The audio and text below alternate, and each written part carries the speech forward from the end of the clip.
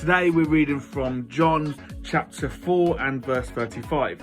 Jesus said, "Do you not say, there are yet 4 months, and then comes the harvest? Behold, I say to you, lift up your eyes and look on the fields, that they are white for harvest." We hear pastors from all over the place pointing to this scripture and reading it as though Jesus is mostly talking about the idea that it's time to go out and share the gospel. But I think the emphasis is actually on timing here more than the harvest.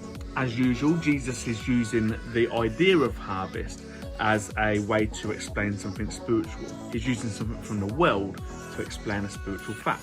And the idea that he's bringing from the world is the idea of timing and harvest time. So we have to ask the question, what is the time? What time is Jesus talking about? What is it time for? Well, it's really funny actually, because as we read through the Gospels, there's something that happens quite often. Jesus says reasonably regular, "My time has not yet come." Or he'll even say to folks, "Don't go tell people who I am, because it's not time for that." So we have to wonder to ourselves, what's he on about? Up until this point, Jesus has been saying, it's not time for me to reveal my glory. It's not the right time for me to express who I really am. But all of a sudden, Jesus wants to tell the world, it's time to know that Jesus is the Messiah.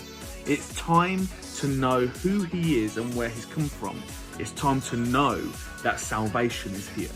There are loads of areas in life that we say things for a specific time. First one that comes to my head is the whole gender reveal thing. You get people with them like guns that fire a load of confetti into the air, and we save the news for a certain time. That time is often when we've prepared our audience, right?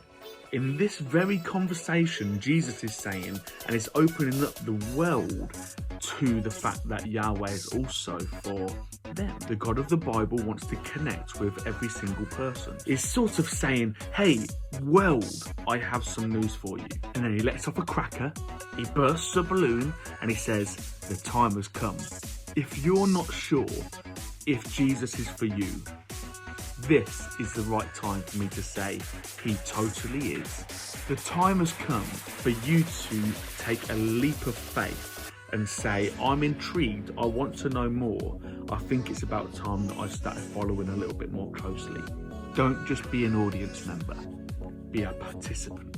I'll see you soon.